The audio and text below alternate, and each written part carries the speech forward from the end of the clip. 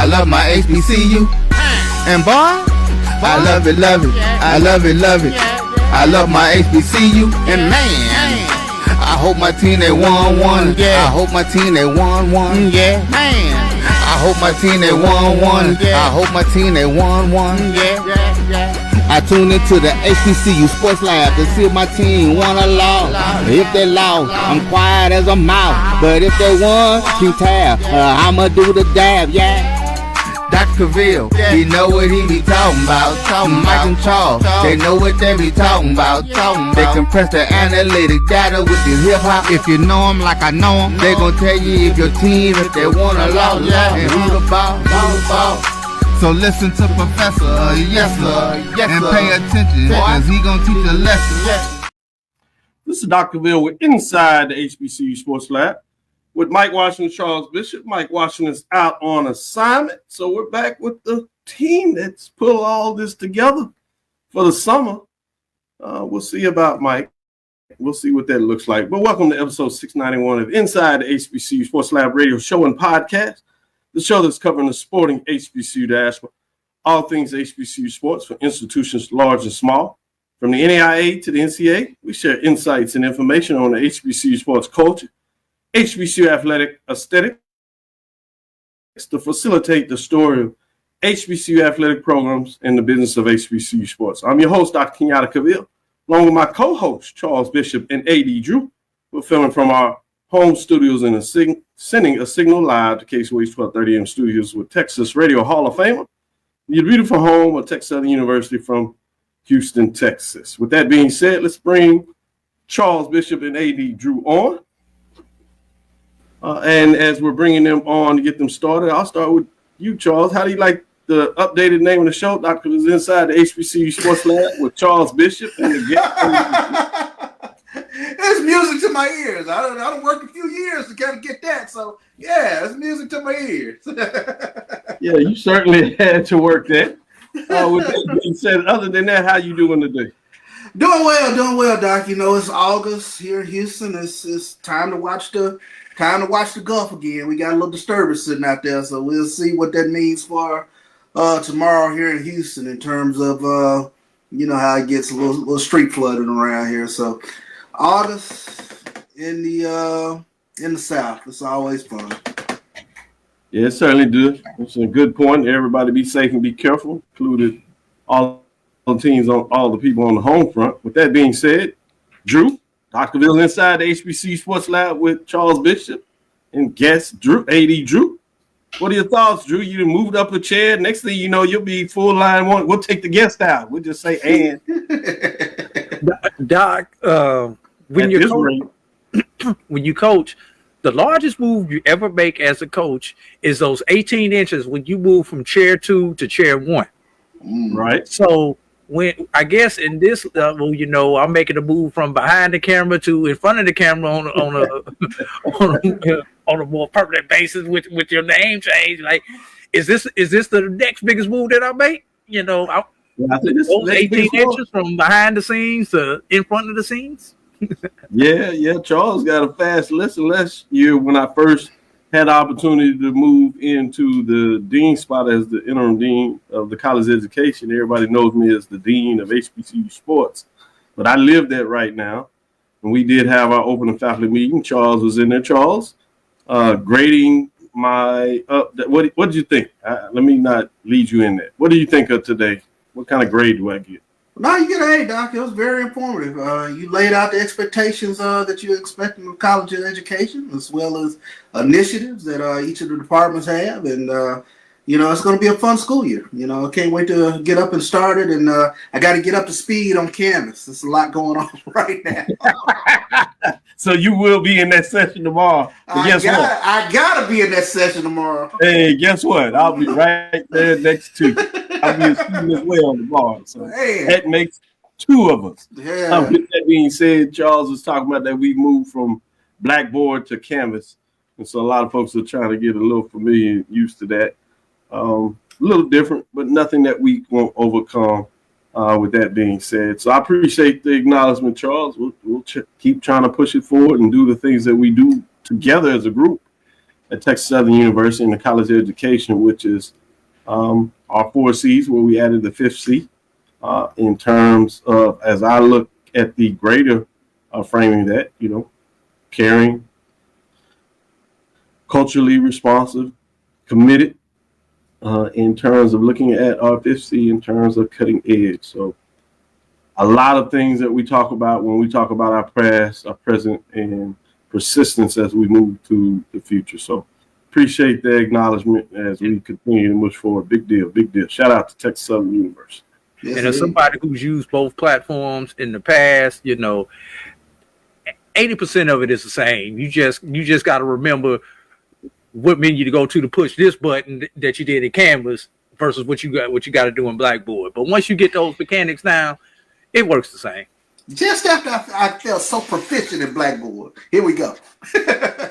Yeah, you just gonna have to think this semester, but by the time you get to the spring semester, it's gonna be old. It's gonna be old. I was just gonna say thanks, Charles, because you made me feel a little better than Charles put the bejesus back in me that quick. Now that's why the deans don't have the choice not to teach at all. My crazy button been like, nah, I still need to touch my students. Like, all right.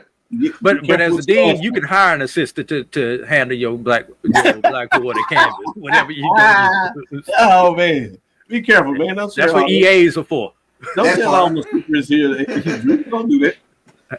With that being said, Charles, what's in the news? What's hot for you? What's going on? What's your thoughts? Yeah, let's take a look at it. Ladies' first day as we take a look at the SWAC announced their 2025 preseason awards. The Southwestern Athletic Conference has announced its 2025 preseason all SWAC soccer team and individual award winners as voted by the league's head coaches and sports information directors.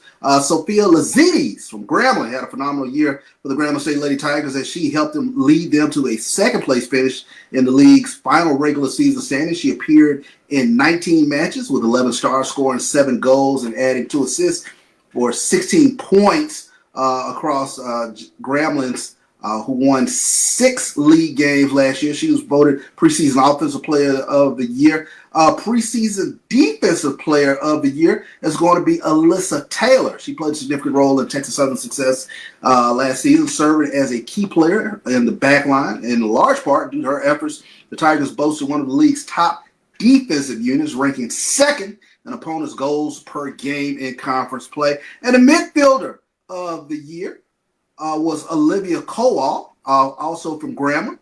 In all of Grambling State's games this past season, she tallied 16 starts while contributing 3 goals and 4 assists for 10 points during the season for Grambling. As again, they won 6 games during league competition. So definitely kudos to all those players. Good stuff. Congratulations to preseason all SWAC. I'm going to do a little love when you talk about that. Texas Southern is heading into the season after the regular season championship last year. They have a new coach, former coach moving on to Sam Houston State. So it'll be interesting to see what that mix looks like. Just walking on campus and seeing some of that games, they got a chance to non-conference game, kind of kick things off as they're getting ready. Had a game against Blend to warm up. They scored 3 goals. Held them to 3-0 in terms of their soccer terminology. So it'll be interesting to see what they're going to do this season. But as you see with a lot of talent, particularly at Grambling, it'll be fascinating to see what that looks like in terms of teams that are chasing preseason top team 10s there. Last season's regular season champions was Texas Southern, and tournament champions was Southern. Did I remember that correctly, Charles? Yeah, it was Southern. You was out there on the calls. I knew you had it firmly committed. Congratulations to them. Slide over just a little bit. Make sure we share some love. Howard, as they are a member of the NEC, along with Delaware State and South Carolina State, as well as the minority-serving Chicago State playing in that conference. Howard is picked preseason to win it. So it'll be interesting to see what that looks like, to see if they can do that again as they won it last year. That being said, let me shift and ask A.D. Drew, what's on his mind? We're going to stay with the ladies' things, fellas, but we're going to drop down to the NAIA level and go to the HBCU AC as they have announced their preseason all HBCU AC volleyball team and their preseason rankings. Reagan Jones was named the 2025 HBCU AC Preseason Player of the Year. Jones, check this out. Last year, she was the Player of the Year, Attacker of the Year, Newcomer of the Year, and was third team All-NAIA last year. And Jones hails from Fisk University. So I think it was a no-brainer if she came back into that same conference. Just a little bit, huh? At least a preseason award. Let's see if she can the entire season. Joining her on the first team are Cadence Thomas of Dillard, S.S. Wren of Philander Smith, Briette Everetti of Talladega, Nalea Gupton of Fisk, Gabrielle Washington of Dillard, and Zaria Wynn of Philander Smith. Also announced today were the predicted order of finish. I hate these predicted order finishes because this never comes out right, but they put it out there for people like us in the media to talk about it, so it's my obligation to talk about it. And I'll go over the top five. At number 5 was Paul Quinn with 103 points. Tied at number 3 were both Talladega College and Philander Smith with 127 points each. Okay. At number 2 was Fisk with 142 points and 1 first place vote. And at number 1 was Dillard with 155 points and 10 first place votes. To note, finishing outside of the money was Houston Tillotson with 91 points and 1 first place vote. They were tied at 6 with Steelman, also with 91 points. And somewhere I don't care what conference there is, there's always the one. Russ is 13 out of 13 with 28 points, but they've got a first place vote. All right, let's go Bearcats. Because every conference, every sport, it don't matter what it is. Somebody's going to do what they do. Somebody's going to throw their vote out there just because they can't vote for that other team. So they going to put it on something. They got to put it on somebody. That might have been my wife's I like it. I like it. With that being said, that's good stuff.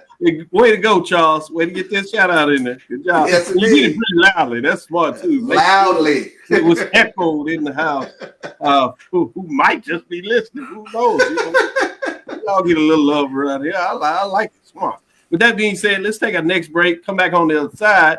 We're going to bring in a guest. That is Stephen Gaither of HBCU Gameday, along with Drew. He's one of those D2 experts out there in the field covering HBCU sports, particularly, and all things more than that. But they have a particular interest to make sure that Division II HBCUs get the rightful love. With that being said, we'll bring him back on the other side as I unveil the top 7 of the mid-major football poll rankings. So we'll see what these gentlemen have to think about it. We'll put Charles in the co-host seat directly on this one and get him a chance to get a couple of his questions. We'll look at the first 4 in the second segment, and then, as you know we do in the third segment, we'll look at those final 3 and see what these 2 gentlemen, as we'll have Stephen Gaither John that's on the other side. Let's take that break and come right back and get into it.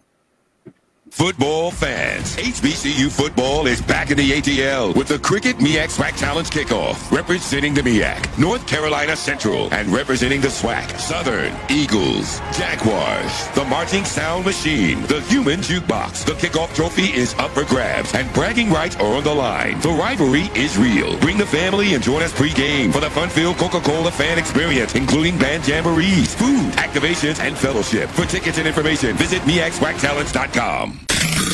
The human voice has always connected audiences with experiences. Major brands all across America have trusted Kever's voice time and time again.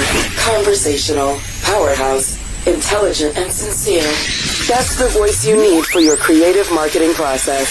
KEAVERSVOICE.com. Kever's Voice, Kever's Voice, KeversVoice.com. Always on, all the time. Get ready for the inaugural Unity Classic, Saturday, September 13th at Nathaniel Glover Community Field and Stadium. It's a clash of the Virginia Union Panthers of the CIAA and the Edward Waters Tigers of the SIAC. Plus, an HBCU band battle between the Edward Waters Triple Threat Marching Band and the Virginia Union Ambassadors of Sound. The inaugural Unity Classic goes down in due fall. The Cavil Group is a Florida-based marketing and training consulting firm. We help businesses communicate to their target audience and engage them in conversation.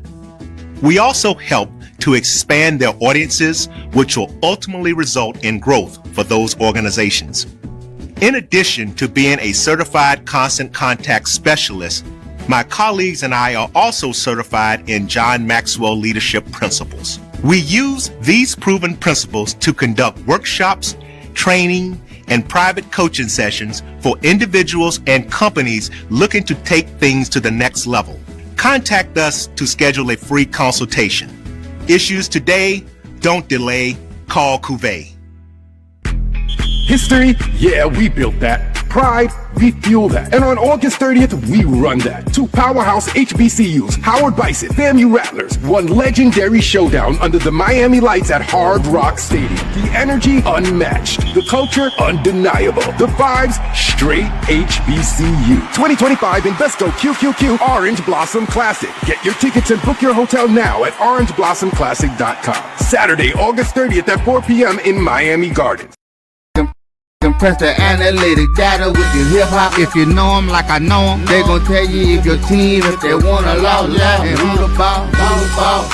So listen to Professor, yes sir, and pay attention, cause he gon' teach a lesson. This is Dr. Bill with Inside the HBCU Sports Lab with Charles Bishop, A.D. Drew, and Stephen J. Gaither. Gaither, how you doing today, man? I'm doing well. You gentlemen doing all right? Doing well. Oh, he got a serious game face up. I like that. When we go to the top 7, bring folks up. he ready to say, let's do this. Well, let's get into it. Let's pull the poll up. Hey, Dr. Cavil, I talked to Stephen earlier today. I watched Stephen earlier today, and now I get to be on the podcast with Stephen. Okay, today. I thought you were I've done the Stephen J. Gaither trifecta today. The car wash. Appreciate your check is in the mail. Just don't cash it till further notice. Not the first of the month. He's till further notice. Put it way out there. I thought that's a little better than mine. It's like as long as I owe you, you'll never be broke. With that being said, let's get in this top 7 and see what you think. I will say this at the beginning. It's all CIAA, all SIAC. The NIA programs that we had in the mix, they were all in that last 7. We actually had 3 of them. They played 3 of the 4 that played HBCU football at the NIA level. 3 of them were able to get in the mix in that final, that mid-14, if you would, 14 through 8. But let's look at these superlatives. Top 7. At number 7, we're going to look at Fort Valley State Wildcats. They were 8-3, 6-2 last year. 2 in 2024, I should say, with 142 points. Fort Valley State has to get back to work with a new coach, but a lot of talent people believe that are over there. When they shook out all in the numbers in terms of what they had, they were ranked number 7, and they are out of the SIAC. At number 6, you have Johnson C. Smith Golden Bulls. They were the darlings last year until things kind of came crashing down. As Cinderella slipper, as some people would call it, certainly fell off, but still had a very strong season, particularly where people thought they might be. Back in the mix, 8-2, 5-2, one first place vote. A lot of people may think they should be higher on the list and looking for big things. It will be interesting as they have gotten a lot of talent returning and some key parts transferring in. We'll see. Here is probably one of the more controversial top 7 picks. I think we even talked about this a little bit last week as people were guessing. Miles is in that top 7 officially now. They're at number 5. 7-3, 6-2, 24. One first place votes on 64 points. new coach, some different players. Some people are saying a lot of different attitudes, but we'll see what that looks like. The last one of this first four we'll look at comes out of the CIAA. Salem State Rams, they are ascending. They were down a little bit, but are they getting back to the powerful ways that we've seen of the years? This is one of the teams that was in the mix in terms of that, and that should be Winston-Salem State Rams, 7-3, 5-2 to be straight there in terms of what that looks like. One first place vote, 165 points. So let's get into it. I know the first thing that's going to give Steven a chuckle, I'll let him get in there. I know he's not going to be happy about that in terms of the name there.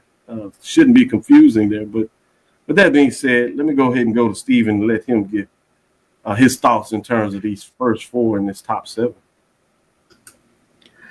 Well, yeah, those folks over in Cumberland County, they do like to emulate a lot of what we got going on at 601 South Martin Luther King Jr. Drive.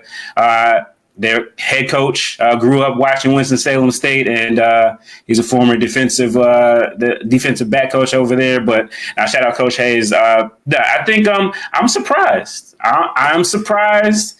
Everybody is going for the fool's gold from last year, the fool's golden rules of last year. 8-2. Their sexy story. Shout out to my guy Waleed, who does an excellent job with the documentary Brick by Brick that's on our TV show. I'm surprised. Great work he's doing there. Yeah, great. I tell him all the time. Great propaganda. But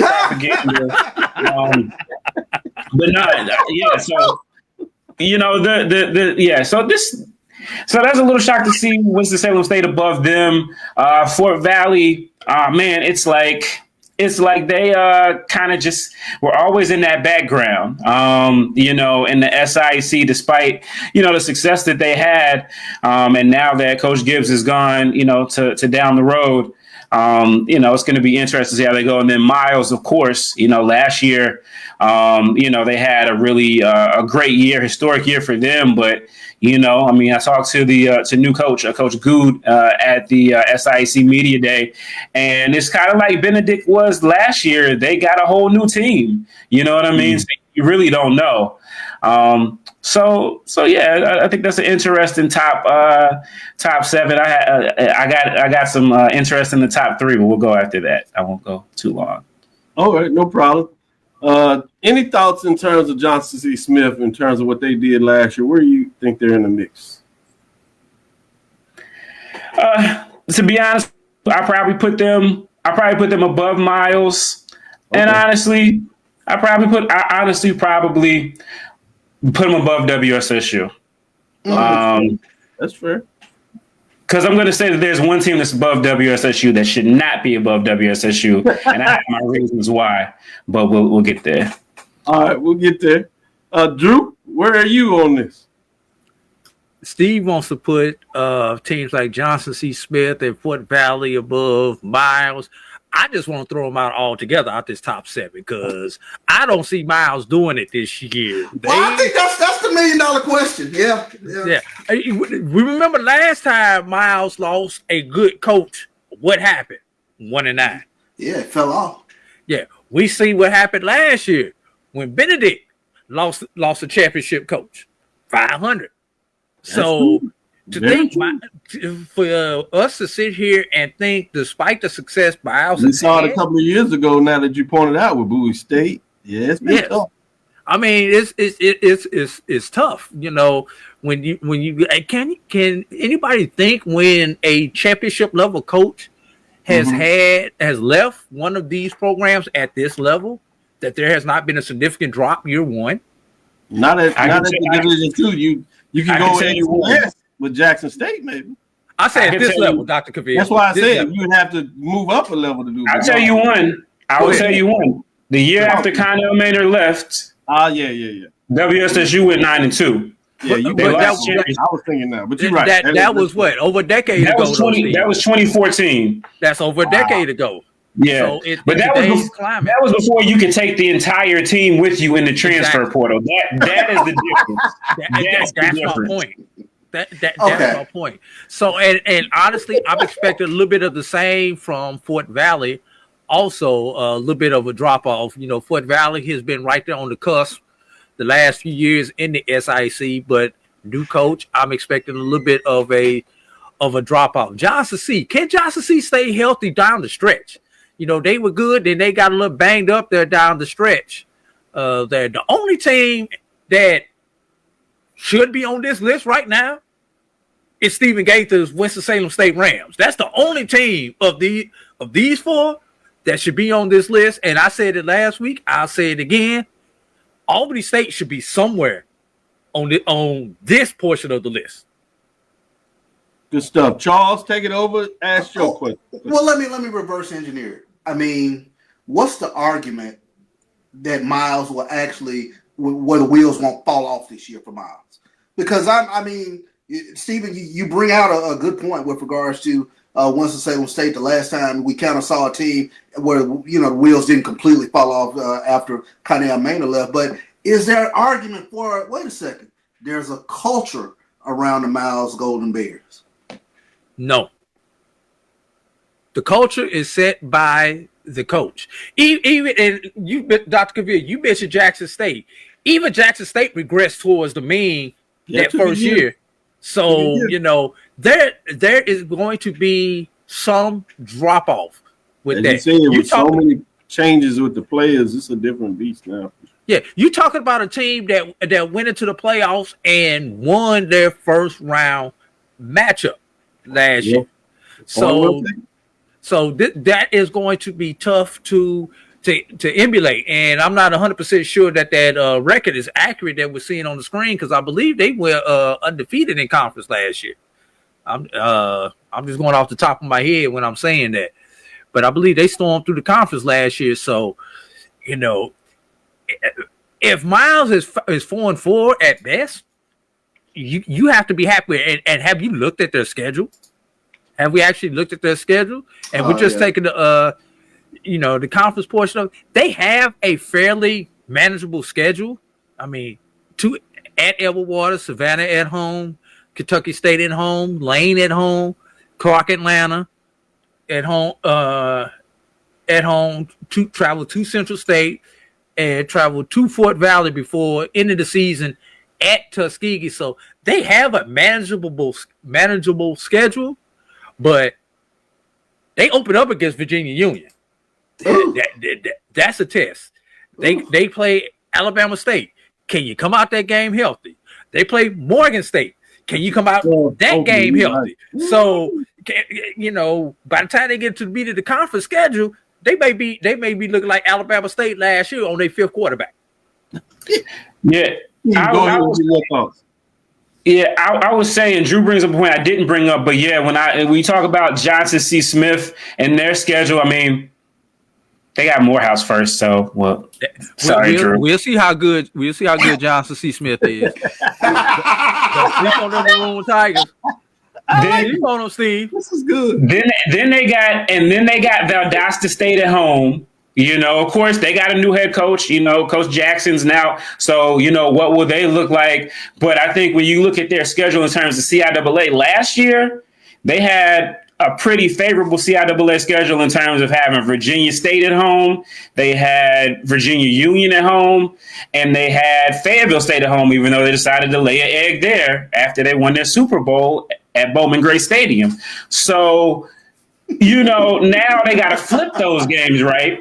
Now they got to go to Richmond to play Virginia Union. They got to go to Petersburg to play Ettrick, you know, to play Virginia State.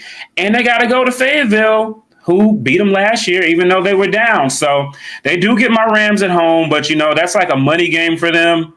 So, you know, second homecoming, so they should be happy about that. But, yeah. And then if you're looking for WSSU, you know, again, last year they went to Virginia State and won.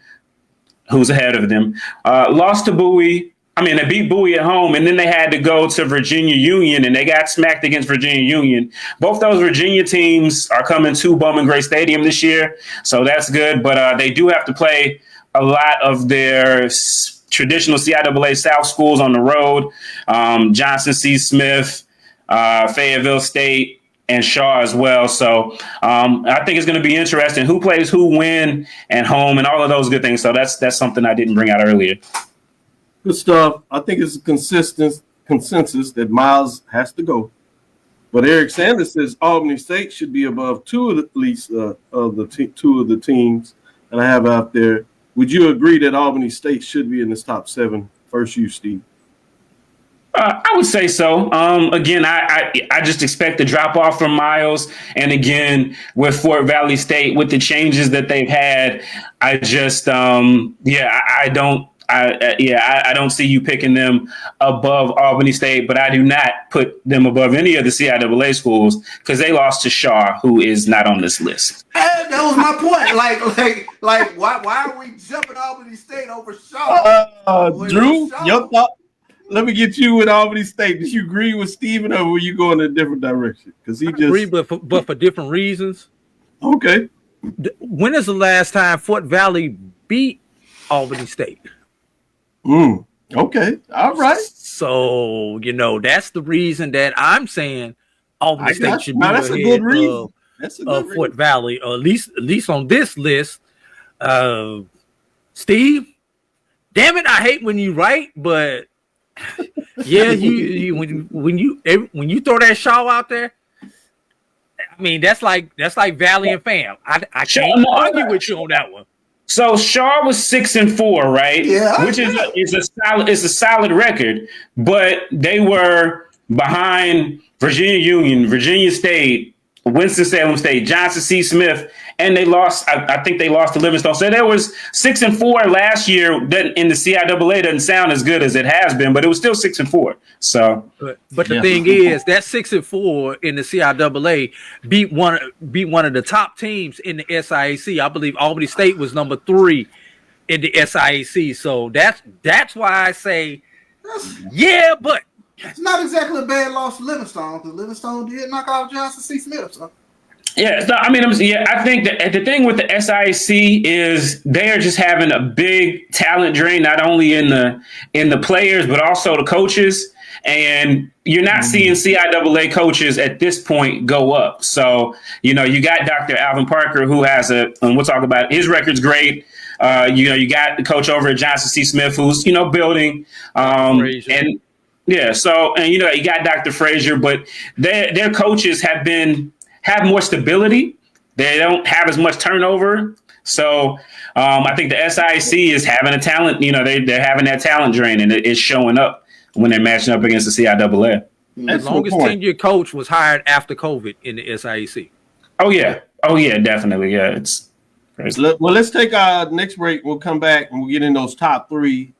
Get in a little more of this dialogue, because it sounds like Steve will have something really fascinating to see. I want to see who it's about. With that being said, let's take a next break and come back on the other side and get right into it. History? Yeah, we built that. Pride? We fuel that. And on August 30th, we run that. 2 powerhouse HBCUs, Howard Bison, FAMU Rattlers, one legendary showdown under the Miami lights at Hard Rock Stadium. The energy unmatched. The culture undeniable. The vibes straight HBCU. 2025 Invesco QQQ Orange Blossom Classic. Get your tickets and book your hotel now at orangeblossomclassic.com. Saturday, August 30th at 4 p.m. in Miami Gardens.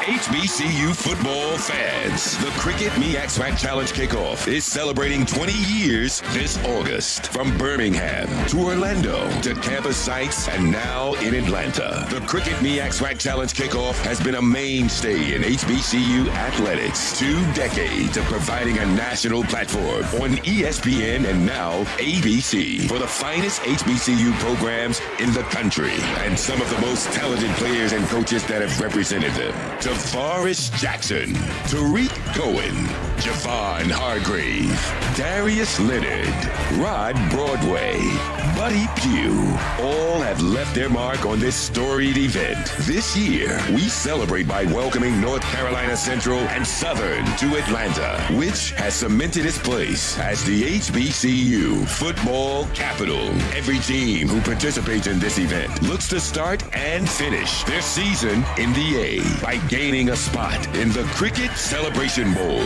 That, however, is earned by becoming conference champions, and it starts right here in Week 0.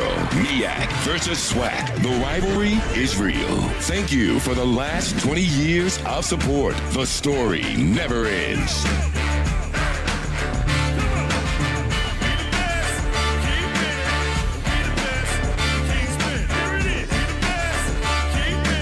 Compress the analytic data with your hip hop. If you know them like I know them, they gon' tell you if your team, if they wanna lose, and who the ball. So listen to Professor, yes sir, and pay attention, cause he gon' teach a lesson. Dr. Bill inside the HBCU Sports Lab with Charles Bishop, A.D. Drew, and Stephen Gaither, SJG, or Stephen J. Gaither, as they like to say. With that being said, let's get in this top 3. This is where it really gets crucial. But we already heard some folks beating the chest, so we'll see what that looks like. And number 3, we have Clark Atlanta Panthers out of the SIAC. Surprised everybody last year. Got a FCS win and seems to be coming back, building something over there special. We shall see if that's what it looks like. They were 7-4-1, 6-3, one first place vote. Let's move it to number 2. Virginia State Trojans, 8-2, 6-2. Dr. Henry Frazier III played in the championship game last year after beating Virginia Union at the end of the season, but could not do it twice to really make it magical. 2 first place votes, but they're just in the mix at number 2, bringing us to number 1. Drum roll. Shouldn't be any surprise to anybody. Dr. Coach Parker is back. As you would thought he would have got some looks last year from that vacancy in the CIAA, but I mean in the MEAC, I should say, but it looks like they decided to go the professional ranking, so it did not happen there. To the benefit of the Panthers and the Virginia Union faithful, they come back in the number 1 defending champions. They are sitting there at 10-1, 7-1. 2024, 3 first place votes in terms of what that looks like. So let's take it away. I'm going to go to you first, A.D. Drew. What are your thoughts on these top 3 teams in the magical top 7? No surprise that the 2 CIAA championship game participants are 1 and 2, considering their dominance over the SIAC last year. I once again another team I expect to regress back towards the mean that's a stats term for all those people out there who don't know what that means. They come back down to normal. Clark Atlanta, I'm not saying they're going back to the pitiful Panthers that they have been in the past, but quarterback questions at quarterback. Although they did get this guy from Jackson State who's supposed to be their number 1 on the depth chart. At least that's what the rumors have. We shall see. But like I keep telling everybody, Jackson State let them go for a reason. So we'll just say that. Well, you have. I'm just saying, if he was all that, he would have been still back at Jackson State. But it is what it is. So he would pick FCS. But y'all want to put those people on the other end of the AUC. If y'all want to put y'all faith in that quarterback, go ahead. I'll take mine over yours any day of the week. All right. So it sounds like A.D. Drew does not believe in the rat poison this season. So let's see what Stephen Gaither this season, Dr. Cavil. Yeah, the rat gonna eat the wrong cheese this year. I'm gonna let Steve get in here before I tell you how some of these teams should be moved, Dr. Cavil. Good stuff. Good stuff. Go ahead, Steve. All right. I'm gonna give you some good stuff right here. All right. So Clark Atlanta. I don't have a problem. I do, but I don't have a problem. I just, team rap, last year, you went out on a limb, we got the team rap poison quote, and, they went out there and they did some good things. And in Coach Keaton, I trust, he has, what he did at Allen, what he did at Stillman, and what he's done at Clark Atlanta. It's hard to bet against him. I don't hate it. I don't love it. I'm going to tell you how it could be rearranged. Virginia State, they're overrated. Whoa. Overrated. First off, VSU, the record you have up there is off. So it should be seven. So they were 7-4, right? So they were 7-4 last year. And they, because you have to remember last year with the CIAA, there was, because St. Aug dropped out of football late, there was a hole in a lot of people's schedules and a couple teams could not get an 8th game. So they only counted the last 7. They only counted, it was weird how they counted it. So Johnson C. Smith beat Virginia Union, and it counted as a win for Smith, but not a loss for Union. Sound like some old SIAC stuff. Exactly. And then Winston-Salem State went to Ettrick and beat Virginia State, and it counted as a win for WSSU, but not as a loss for VSU. So then we get into, actually, I have a slide. Can I this wasn't even, I didn't even know that this was something that I could do now here, but I'll ask if you guys can share this. Let's see if it'll let. Yeah, it is. So Virginia State. So Virginia State got that 7. They got that 1 point. No. Listen. Because they're, again, you had them in 8-2. Go ahead. They beat up. Okay, so they lost to Winston. They beat Fayetteville State in a down year. They lost to Johnson C. Smith, close loss. Then after that, it was Cupcake City. It was Bowie State, down Bowie State, Elizabeth City State, and then they looked really good beating up on Bluefield State, who got 91 points put on them by Virginia Union, and Lincoln, everybody's punching bag. They put up 55 on them. Then they get Virginia Union, who just put up 91 against Bluefield State, and they were already in the CIAA championship game. So anyway, Virginia State's overrated. They're overrated based off what they did last year. They should be lower. So that, I just wanted to bring that. But yeah. So Virginia Union and Johnson C. Smith should be your 1 and 2. If you want to put Clark Atlanta there, just for the sake of having a SIAC team there, I don't hate that. So I keep them at 3. I keep Winston at 4. And then we go from there. That will be my top 5. But yeah, I probably knock VSU to right down below Winston-Salem State. And there we go.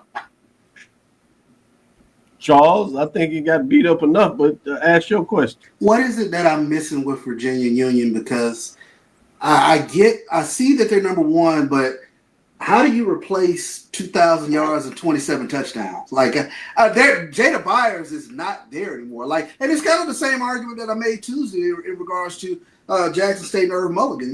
It's going to be a different looking team. When that hammer isn't in the backfield anymore. So how do we reconcile Virginia Union having enough ammunition to still be coming in number 1? I think the thing with Virginia Union, again, they have Coach Parker, and they were not caught unaware that they would not have Jada Byers, right? And because you talked about culture earlier, and I think when you do keep the coach there, you do get the chance to maintain that culture a bit, even as we live in this transfer portal world. So they got another guy by the name of Curtis Allen, really good back. He might not be Jada Byers, who is, but hey, who's to say in that offense that he can't run for, another 15, 16, 1,700 yards. I just think that Coach Parker has things going.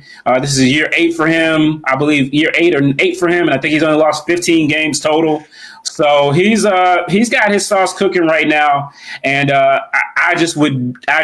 they are the best right now in D2 HBCU football until somebody else proves it. I know Johnson C. Smith did get the win over them. They didn't count for VUU, but I just think that they were overall a better team, and it showed when they got into postseason. And they didn't just show up there; they actually, won games and made some noise. So I think they get the benefit of the doubt here with the system. Drew, go ahead and give your thoughts on Charles' question. Virginia Union, once again, no problem. Everybody else is playing for second best. I mean, coming into this preseason, that's it. I'm going to be honest with you. I don't like anybody else besides Virginia Union on this list to finish where they are. These teams could, at the end of the year, be on this list. And some of these teams could be on that list of the teams that we did not see, Dr. Cavil. That's how fluid I think some of this will be.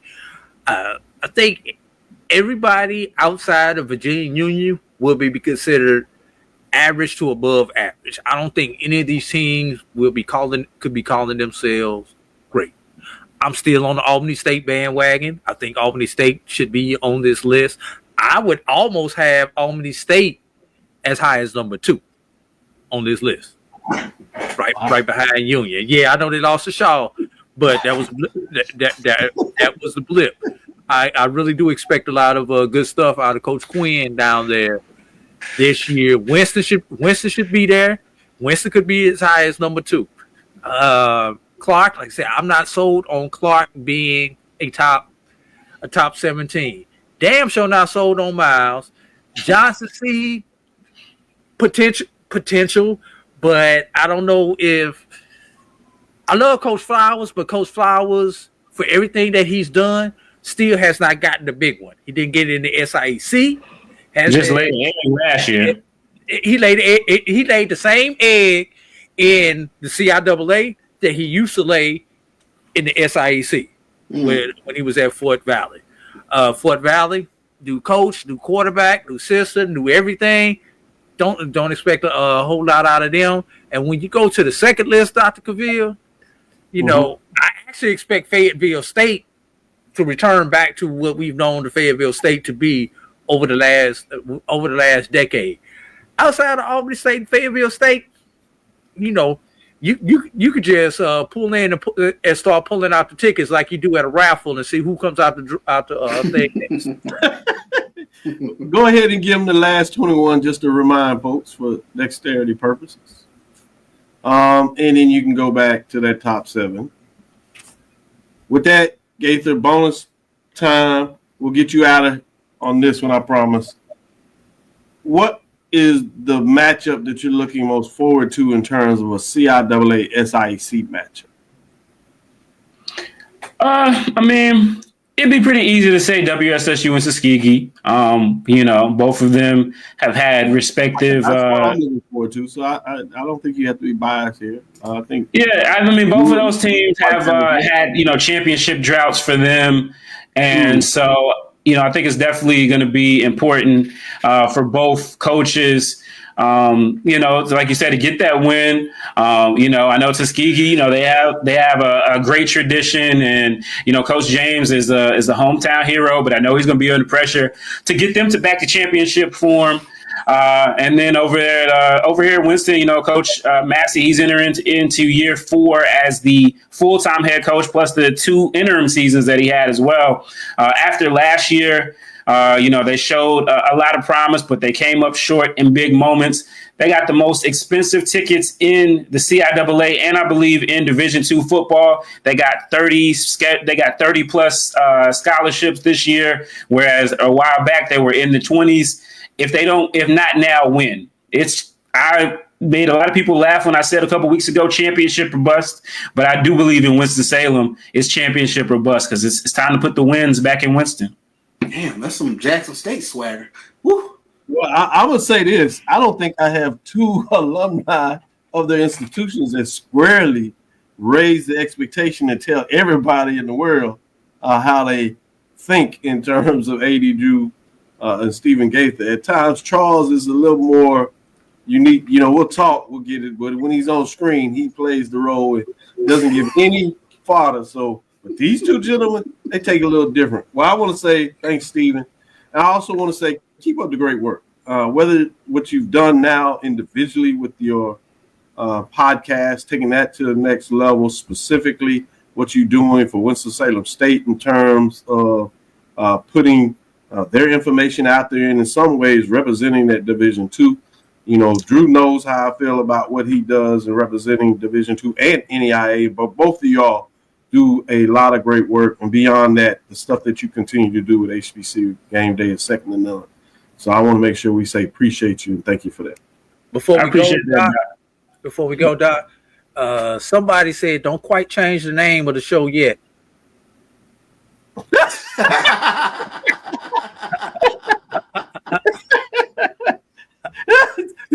Mike said he got a red shirt here. All right, I got you. He coming back off of injury. I got it, Charles. Pick your head up. It's all right. We'll be right back after this break. Charles and Drew and I will get into some discussion in terms of what games we look forward to. If money was not an issue, schedule wasn't an issue, what games would we love to be and see what is on that list? Stephen Gaither, that's another thing that you can take off if you want to do it. I know you'll do that from a whole different platform, but you can take that and run with it as well. But we'll be right back on the other side to discuss that with Charles and Drew. Thank you, Steve. Appreciate it, guys. History? Yeah, we built that. Pride? We fuel that. And on August 30th, we run that. Two powerhouse HBCUs, Howard Bison, FAMU Rattlers, one legendary showdown under the Miami lights at Hard Rock Stadium. The energy unmatched. The culture undeniable. The vibes straight HBCU. 2025 Invesco QQQ Orange Blossom Classic. Get your tickets and book your hotel now at orangeblossomclassic.com. Saturday, August 30th at 4 p.m. in Miami Gardens. Thank you guys for what you do for HBCU athletics. This is a fantastic avenue for all of us. This is our ESPN, so we love what you guys do. Brian, AD, Roy, all you guys at BCSN. We really appreciate what it is that you guys do for us.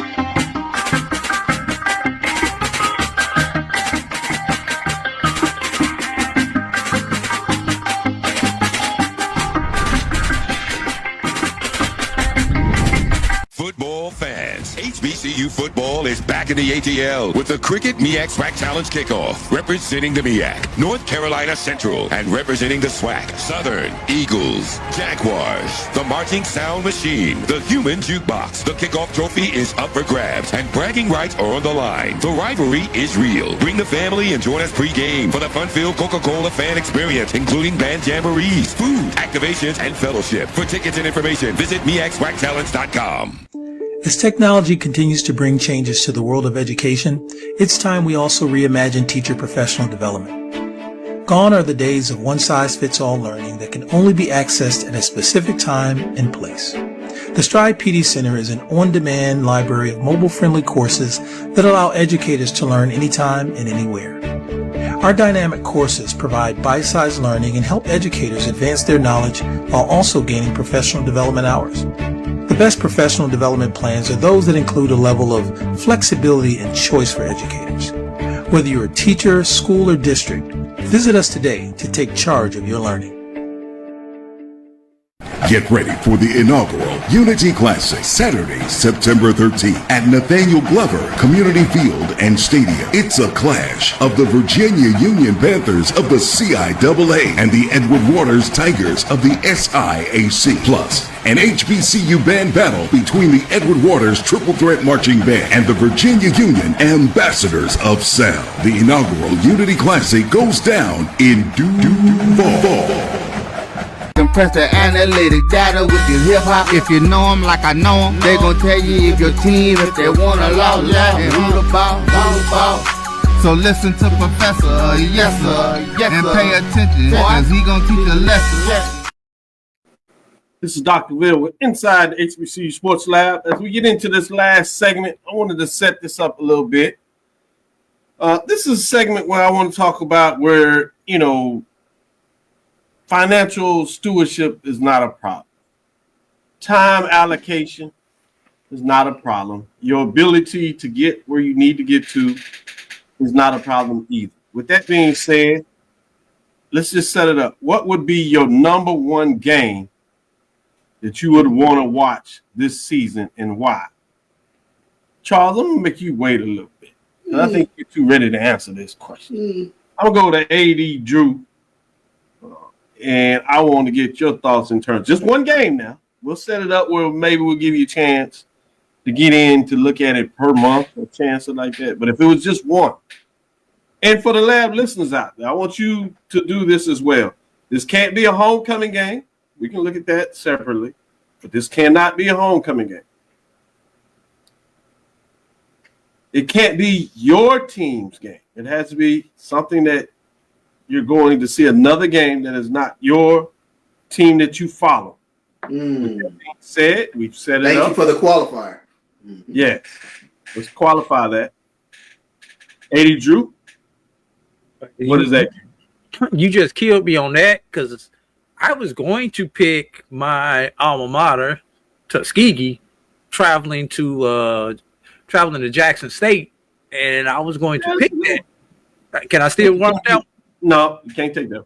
Okay, no. But you set it up. He let you put it out there, so that would have been it. But without that would have been it because of those two fan bases and how passionate both those two fan bases are, and the first time that they met, and I don't know if it was the last time those two teams played, but I remember when Tuskegee went down and beat Jackson State about a decade ago. But since you took that one, I am going to have to go with a game on that same day, Dr. Cavil, because it's a renewed rivalry, one that should be played a little more, and that's going to be Tennessee State and Alabama A&M. Yeah, I like that. So that schools are only maybe 90 miles apart from each other. Very true. So just something intrigues me about that one. We know. I hope it's not a train wreck, and the people from the Tigers actually show up and support their team in Nissan.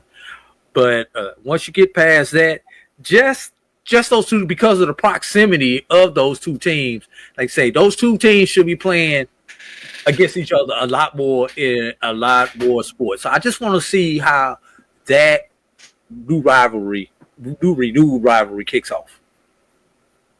I like that. That's a pretty good one. The first one at Tuskegee, Jackson State, I like that. I will get a chance to catch that game. We'll be doing our HBCU Sport Lecture Series on that Friday, going to the campus of Jackson State University. So I will stay around for that game. So I'm excited about that. And Mike Washington it's funny how when you start to remove people's names, all of a sudden they find a way to get a Mike Chapman. All right, Mike, chill out. We'll come back to you. I love it. Go ahead, Mike.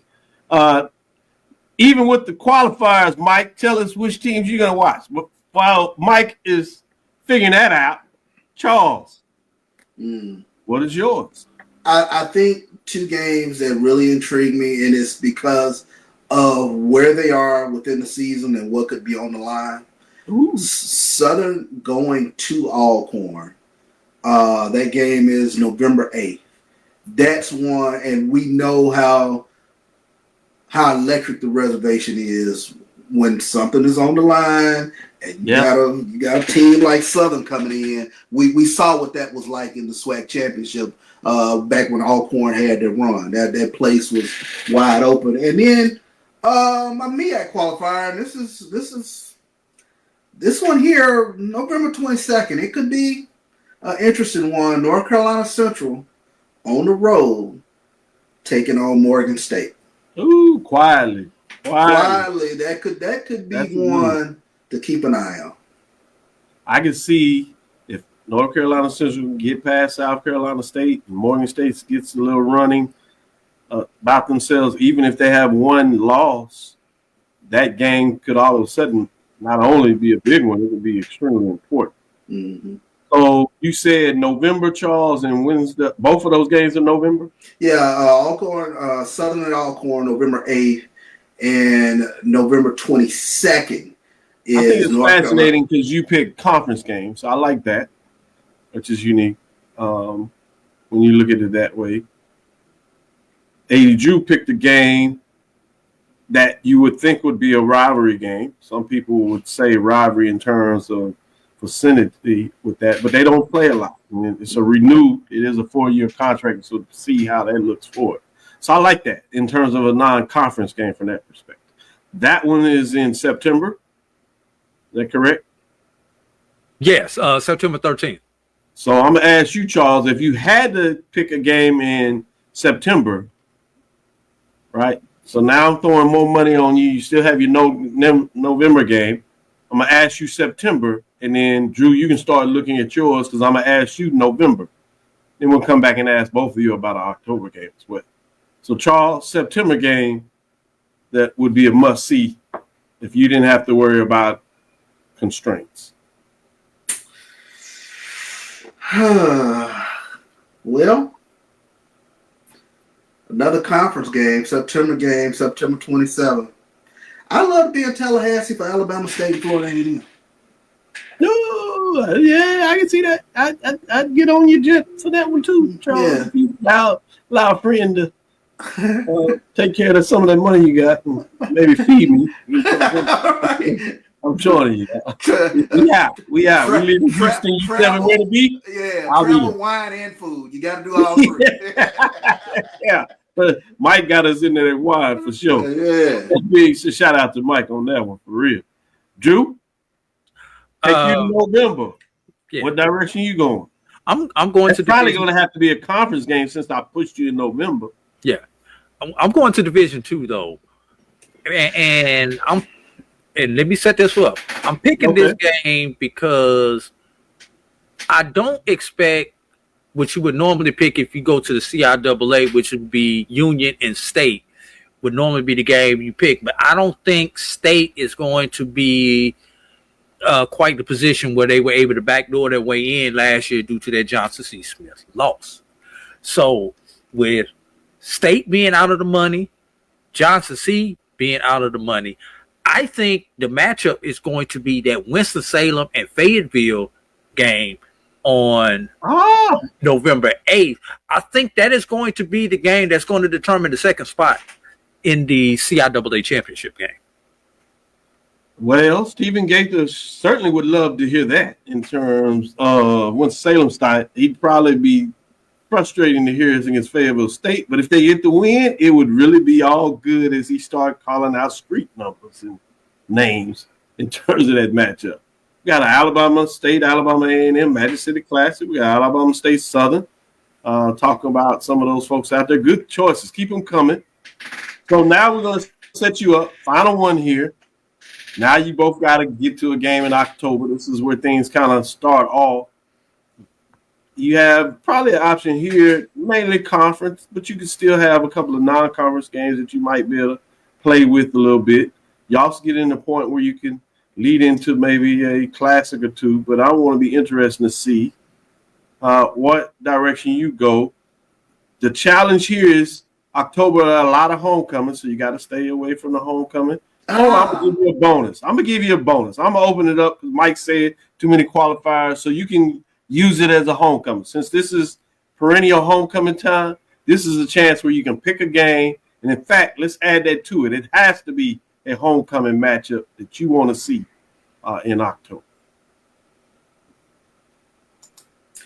Charles? G-Hawk, South Carolina State, North Carolina A&T. Woo, that is a good one for a lot of different reasons. Yeah. I can see that. I like that. Even if it wasn't necessary a homecoming, that would be an intriguing one to see to some degree. There's some concerns about A&T. Are they going to be able to right the ship? But at least you got a new steward at the hat so you can get a little interest in it. As the front part of the season, that may not be as interesting, but when you put homecoming, regardless, it works. I like that. Drew, what is yours for October? See, you got me when you said I had to pick a homecoming because the game. Tell me what you were going to pick, and then let's do homecoming.